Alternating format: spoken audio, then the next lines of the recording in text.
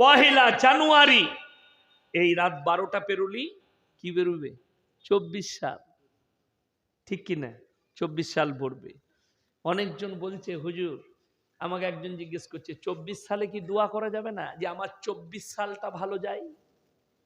আমি বললাম সালটা ভালো যাবার জন্য দোয়া করা অবশ্যই যাবে, কিন্তু তুমি পহেলা মহররম করলে না।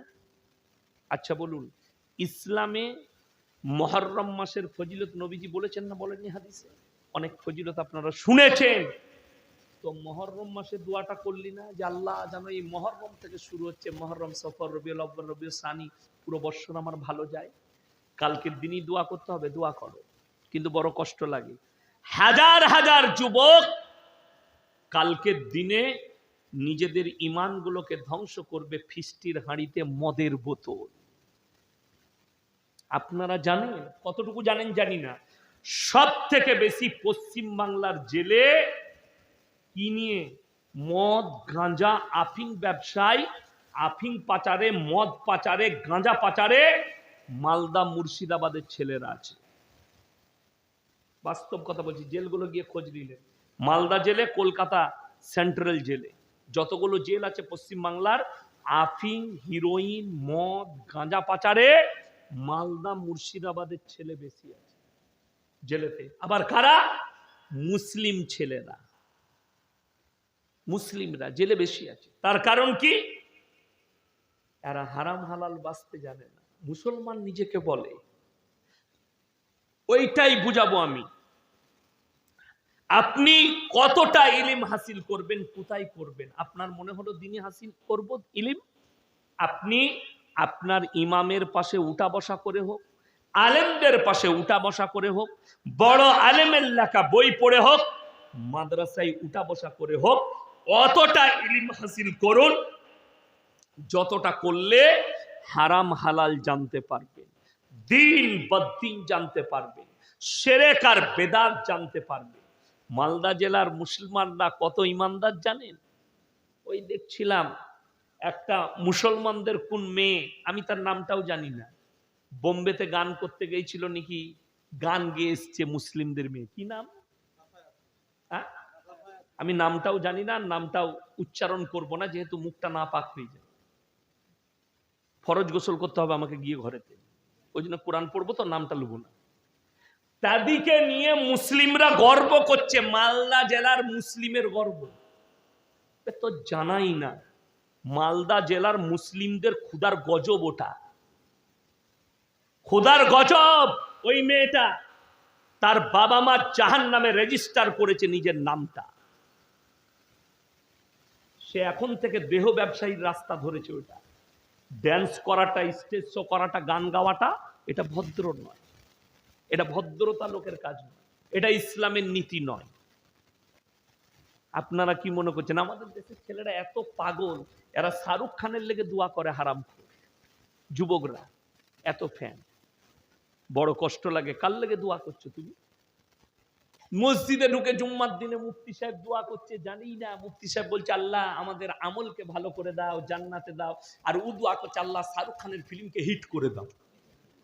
হ্যাঁ, দোয়া করছে, ও তো জানি না দোয়া কার লেগে করতে হয়, যেহেতু হারাম হালালটাই চিনে না, তো দিনটাই তো নাই তার মধ্যে, জানবে কি করে?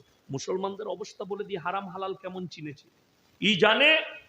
দেখুন, আপনারা যদি মালদা টাউনে যান, কোনো হোটেলে খেতে বসে, আচ্ছা জিজ্ঞেস করতে হবে না, হবে না, যে দাদা মুরগিটা জবাই না কাটা? কথা বলে কার জন্য? মুসলমানের জন্য। আপনার জন্য শর্ত হালাল খাবার। দোয়া কবুলের জন্য প্রথম শর্ত হচ্ছে হালাল খাবার খেতে হবে, তবে দোয়া কবুল হবে। আপনি এটা বুঝলেন যে আমাকে জবাই করা মাংস খেতে হবে, সকালবেলায় উঠে সুজাপুর বাজারে গেলেন, বলে জবাই করা 1 কিলো মাংস দে তো, কিনবেন জবাই করা মাংস, টাকাটা আবার সুদের, সেই একই মাল দাঁড়িয়ে গেল। কথাটা বুঝতে পারেন? টাকাটা সুদের, একই মাল দাঁড়িয়ে গেল। যদি বলেন হুজুর সুদ খাওয়া যাবে না, তো মুফতি সাহেব বলবে কোরআনে স্পষ্ট করেছেন আল্লাহ, ওয়াহাল্লাল্লাহুল বাইয়া ওয়া হাররামার রিবা, আমি সুদকে হারাম করেছি, ব্যবসাকে হালাল করেছি। ব্যবসা করে খাও হালাল পয়সা। সুদ, 1 টাকা যদি কেউ সুদ খায়, নিজের মায়ের সঙ্গে 36 বার জিনা করার সমান গুনাহ হবে। লিখে নিয়ে যাও। যারা সুদ খাচ্ছেন, এই সুদের বয়ান করছি, সকালবেলায় চায়ের দোকানে সুদখোররা বলবে বাজে হুজুর এনেছি দিবে, হ্যাঁ ওই সুদখোর মাল কটা গাল দিবে সকালবেলায়। আমার কোনো ভয় নেই, যত গালি দিবে দাও। সুদ হারাম, আল্লাহর কসম করে বলছে হারাম। আজকে সমাজের পরিবর্তনটা কি করে ঘটিয়েছেন আপনারা শুনেলেন, মুসলমানের ঈমান কিভাবে ধ্বংস হয়েছে, ওইটাই পুরুপ দেব আজকে। চলুন, আমি গত বছর হায়দ্রাবাদে জলসায় ছিলাম। তো হায়দ্রাবাদের পরের দিন আমার ধুলিয়ানে জলসা ছিল। তো হায়দ্রাবাদে রাত 11টায় জলসা শেষ করেছি, টাউনশিপ।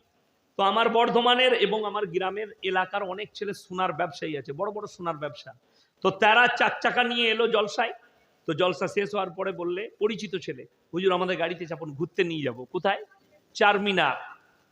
চারমিনারে গেলাম, ফালুদা ফালুদা খাওয়ালো। একটা লোক ঠেলা গাড়ি করে দেখছি ঘড়ি বিক্রি করছে, হাত ঘড়ি। তো একটা ঘড়ি আমার পছন্দ হলো, আমি বললাম ভাই কিতনা রুপিয়া কিমাতে? বলে 200। আমরা 150 में आएगा? বলে হযরত ले लीजिए। আমি নিলাম, হাতে পড়ে নিলাম। তারপরের দিন ওই ঘড়ি পড়ি আমি দুর্গাপুর কাজী নজরুল ইসলাম এয়ারপোর্টে নামলাম, গাড়ি চেপে ধুলিয়ান জলসায়, ঘড়ি আমার হাতে আছে। জলসার মজমায় আপনাদের মতো লোক বসে। আমি জিজ্ঞেস করলাম, এ আমার ভাই, এই ঘড়িটার দাম কত হতে পারে? একজন বললে হুজুর 7,000, একজন বললে হুজুর 3,500, একজন বলল 1500, একজন বলল 1200। যতজন বলেছে ভুল কিন্তু কেউ বলে না। আপনারা বলবেন হুজুর ঘড়ির দাম তো 150। হ্যাঁ, ওই ঘড়িটা 150 টাকা হতে পারে। যখন ইয়াসিন সাহেবের হাতে চেপেছে, ও মনে মনে ভাবছে যখন এরকম বক্তার হাতে ঘড়ি আছে, মালটা ব্র্যান্ডেড মাল, ওটা 7,000-ই দাম।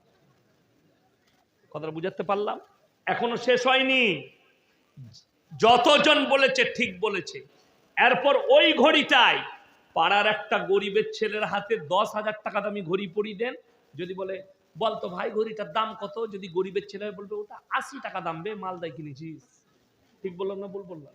যেহেতু লোকটা গরিব, ঘড়িটা গরিব হয়ে গেল।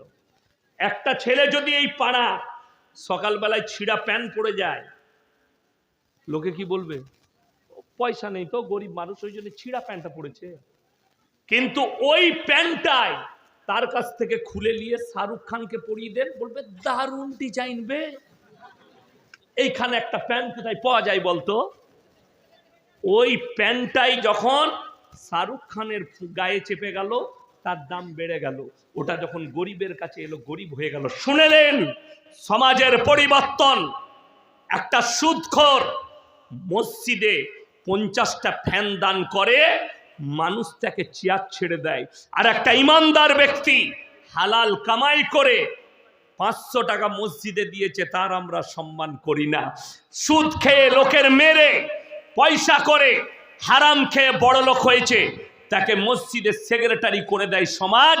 আর একটা ইমানদার লোক যে জীবনে হারাম খাই না, যে হারাম পথে চলে না, হকের পথে চলে, নামাজি দিনদার, তাকে আমরা সম্মান দিই। ঠিক বললাম না ভুল বললাম? আমি এটাই বুঝাতে চাইছি যে তোমরা সমাজকে পরিবর্তন করেছ। হারাম হালালের তারা হারাম হালাল মানুষের কাছে নেই। হারামকে সম্মান করেছ আর হালালকে অ্যাভয়েড করেছ, যার কারণে খোদার গজব নাজিল হচ্ছে মুসলমানের উপরে। খোদার গজব। আপনারা জানেন কয়েক বছর আগে মায়ানমারে আং সান সুকি সরকার রোহিঙ্গা মুসলমানদের উপরে বড় নির্যাতন করেছে তার সেনারা। বাংলাদেশে পালিয়ে এসছে, ভারতে পালিয়ে এসছে, ঠিক কিনা? আমি আমাদের উস্তাদে মোহতারম হযরত মৌলানা মুফতি ইউসুফ সাহেব তাউলি, दारुल उलूम देवबंद हदीसेर उस्ताद, আমি জিজ্ঞেস করলাম हजरत आपका तो सफर होता है कहाँ? म्यांमार में। बोले जी हमारा तो बहुत मर्तबा सफर हुआ, मैंने जलसे में भी गया हूँ। तो আমি জিজ্ঞেস করলাম हजरत वहाँ का मुसलमान का हालत कैसा? बोले वहाँ का जो मुसलमान है ना उन लोग अल्लाह को पहचानते हैं, ना उनको कुरान का कोई इल्म है, नहीं अल्लाह के बारे में कोई जानकारी है, सिर्फ नाम का मुसलमान है, सिर्फ नाम का मुसलमान। ना उनके पास नमाज है, ना उनके पास कोई मेहनत है, ना दावती मेहनत है, ना कुछ है। इसीलिए अल्लाह का गजब नाजिल हुई। और कुरान के अंदर ये है, কোরআনের মধ্যে আছে যখন মুসলমান দিন থেকে সরে যাবে আমি তাদের উপরে জালিম বাদশা পাঠিয়ে, অত্যাচারী বাদশা পাঠিয়ে বদলা নেব। তোমরা আমার ইবাদত করবে না, আমাকে ভুলে যাবে, তোমাদের উপরে অত্যাচারী বাদশা পাঠিয়ে দেবো। তুমি অত্যাচারিত হবে, তখন তুমি সিজদায় পড়বে। আল্লাহর কসম করে বলছি, পৃথিবীর একটা লোক যদি নামাজ না পড়ে আমার আল্লাহর এতটুকু যায় আসবে না। ঠিক কিনা কথা বলে? যদি গোটা 9 মৌজার লোক বলে কাল থেকে সিজদা করব না, আল্লাহর কসম করে বলছে আমার আল্লাহর খুদাই, আমার আল্লাহর বাড়াই এতটুকু কমবে না, বরঞ্চ ক্ষতি তোমার হবে। শুনেলেন কোরআনে আছে, তোমরা সিজদা করো আর না করো, হে নবী বেঈমান কাফেরকে বলো তোরা সিজদা কর আর না কর, তোর ছায়াটা 24 ঘন্টা আল্লাহকে সিজদা করছে। জোরে বলুন সুবহানাল্লাহ। আমাদের ছায়া দাঁড়ায় না শুয়ে থাকে? কথা বলেন। ছায়া শুয়ে থাকে, 24 ঘন্টা সিজদা করছে। আমি এটাই বুঝাতে চাইছি, মুসলমানদের ছেলে হোটেলে ঢুকেছে, কি বলছে শুনেলেন?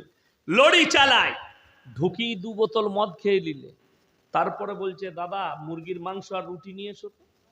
রুটি আর মুরগির মাংস এনেছে। যাতে মাতাল হলে কি হবে? তাল তো ঠিক আছে। তখন জিজ্ঞেস করছে মুরগিটা জবাই না কাটা? আর মার হারাম করকে জুতো করে। প্রথমে মদ খেয়েছিস ওটা আর জিজ্ঞেস করে লাভ আছে? আচ্ছা, যে মদ খেয়েছে তার আর কাটা ফাটা জেনে লাভ আছে? প্রথমেই তো হারাম চালিয়েছিস, আর কাটা দেখে লাভ কি আছে? তো তুমি যে সুদ খায়, যদি বলেন হুজুর সে কি মসজিদে, আজকে দেখুন আমাদের মসজিদগুলোই মদ খেয়ে 9 মৌজার কোন মসজিদে কেউ প্রবেশ করতে পাবে না, গাঁজা খেয়ে প্রবেশ করতে পাবে না, কিন্তু সুদ খেয়ে আতর লাগিয়ে ফাঁস কাতারে নামাজ পড়তে পাই জুম্মার দিনে। যারা 5 ওয়াক্তের মুসল্লি তারা পেছনের কাতারে, সুদখোররা আগে চলে যায়। বোম্বেতে চলুন, বোম্বে দিল্লিতে কি হয় জানেন? পুরো সপ্তাহ কিছু মুসলিম ছেলে মদ খায়, গাঁজা খায়, ঠিক কি না? কিন্তু ঠিক কখন? জুম্মার দিনে ফজরের পরেই গোসল করে, গোসল করে মসজিদে ফাঁস কাতারে গিয়ে কোরআনের তেলাওয়াত করে। এই মুসলিমদের ছেলে। আপনি বলুন, আপনাদিকে কোরআন শোনাবো, কালকে যে 1 জানুয়ারি আছে, মুসলিমদের ছেলেরা, আপনারা মায়েরা শুনেলেন, ভাইয়েরা, আপনাদের সন্তানরা টাকা চাইলে আল্লাহর ওয়াস্তে কেউ ফিস্ট করতে টাকা দিবেন না। জোরে বলুন ইনশাআল্লাহ। হ্যাঁ, কেন নিষেধ করছি? আমাদের মৌলবীদের কি মাথা ফেটেছে? আল্লাহর কসম করে বলছি, আমরা মৌলবীরা নয়, পৃথিবীর কোনো মুসলমানই চাই না যে কোনো মুসলিম ব্যক্তি ইমানদার ভাই জাহান্নামে যাক। আমরা চাই সবাই জান্নাতি হোক। জোরে বলুন আমি। সকলে এটা চাই। গায়রিল মাগযুবি আলাইহিম ওয়ালাদ দাল্লিন, মাগযুব মানে ইহুদিয়া, দাল্লিন মানে নাসারা। এই দুটো দলই আল্লাহর কাছে পদভ্রষ্ট, এবং এদের যারা অনুসারী হবে তারাও পদভ্রষ্ট হয়ে যাবে। হাই রে মুসলমান, তোমরা ভেবে নাও। আপনারা বলুন, ফিস্ট করাটা যদি গুনার কাজ না হতো আমরা মৌলবীরা করতাম না? কথা বলেন। কেক কেটে যদি ছেলের জন্মদিন পালন করা জায়েজ হতো, আপনি 5,000 টাকার কেক কিনেছেন, আপনি বড় লোক, আমি তো 100 টাকার কেক কিনে আমি গরিব মানুষ মৌলবী আমার ছেলের জন্মদিন পালন করতাম। হারাম বলি তো মৌলবীরা করে না। ওই জন্যে দেখলে আপনি কতগুলো গুনায় লিপ্ত হয়েছেন, অথচ আমরা হতে পারিনি। আপনাদের ইমামের বেতন কত? মুফতি সাহেব বলবেন, আপনারা বলুন কত? 15,000। আচ্ছা বলুন, ইমামের 15,000 বেতন, ইমাম সাহেব কটা লটারির টিকিট কাটে? কথা বলে না? কাটতে হয় না। কি বুঝলেন? আপনারা কি খেয়েছেন জানি না, এখন কি খেয়ে এসে বসলেন বাড়ি থেকে ওটা জানি না, কিন্তু আমাদের যা রাখা আছে, আমি বলবো না কি কি আছে। কি বুঝলেন? আচ্ছা, ইমামের বেতন সব থেকে সমাজে কম, ঠিক কি না? কথা বলেন। আচ্ছা, সব থেকে ভালো খাবার কার? কথা বলে না? ইমামের। সব থেকে ভালো খাবার আমাদের। কালকে জলসা, আজকে ফোন করে বলে হুজুর কি কি খাবেন? পোল্ট্রি মুরগি বাদ, গরুর মাংস বাদ, দেশি মুরগি করবে, খাসি করবে, পোলাও করবে, এগুলো আমাদের খাবার। কি বুঝলেন? আর তুমি? আমি তুই খালি কদু শাক খাগা। কি বুঝলেন? আর কিছু খেতে হবে না, এটা আমাদের খাবার। ইসলাম এত সুন্দর। হাদিস শুনেলেন নবীজি, যারা আল্লাহর রাস্তায় দিনের পথে থাকবে আল্লাহ মৃত্যুকাল পর্যন্ত ইজ্জতের রুজি দান করবেন। 50,000 টাকা রোজগার, তার বরকত হচ্ছে না, সুজাপুরে গিয়ে লটারির টিকিট কাটছে। ঠিক বললাম না ভুল বললাম? 20,000 রোজগার, কুলুচ্ছে না, বউকে রাস্তায় বার করে দিয়েছে, গ্রুপ লোন করগা। আমি বললি খারাপ মলবি। ইসলাম এত সুন্দর, আপনারা আমাদিকে 5,000 দেন আর 10,000 দেন, 15 দেন আর যাই দেন, আল্লাহর কৃপায় বরকত আমাদের পোশাকে পাবে। মৌলবীদের পোশাক দেখে আমাদের অনেকজন আমাদের ছিটগুলো দেখে বলে, হুজুর কোথায় কিনলেন? আরে তুই যে দোকানে কিনেছিস আমিও কিনেছি ওখানে। খালি রওনাক একটাই কারণে, ইখলাস, দিনের ওপরে প্রতিষ্ঠিত হও। শুনেলেন আল্লাহর কাছে দোয়া করবেন, সম্পদের নয়, আল্লাহ মৃত্যুকাল পর্যন্ত ইজ্জতের রুজি দাও। যারা মনে করছেন টাকা থাকলে খেতে পাবে সুজাপুরের, তোমাদের জানা হয়নি, জেনে খোঁজ নিয়ে এলাম। সব থেকে বেশি যার কাছে টাকা বেরিয়েছে, জেলের কুঠরিতে বসে আছে পার্থবাবু, ওরা রুটি খেতে হচ্ছে। টাকা থাকলে মানুষ খেতে পায় না, আল্লাহ রুজি ভাবলে তবে খেতে পাবে। 5টা জিনিসকে আল্লাহ মানুষের কাছ থেকে, পৃথিবীর মানুষের কাছ থেকে গোপন করলেন। কটা বললাম? কটা? 5টা। 1 নম্বর সূরা লুকমান শেষ আয়াত, ইন্নাল্লাহা ইনদাহু ইলমুস সাআহ। 1 নম্বর, কিয়ামত কবে হবে আমি আল্লাহ ছাড়া পৃথিবীর কেউ জানে না। ওয়ায়ুনাজ্জিলুল গায়থা ওয়া ইয়ালামু মা ফিল আরহাম। মায়ের গর্ভে বেটা আছে না বিটি, বিকলাঙ্গ না কালো, খোড়া আছে না ভালো আছে, আমি আল্লাহ ছাড়া পৃথিবীর কেউ জানে না। আল্লাহ যদি সব করে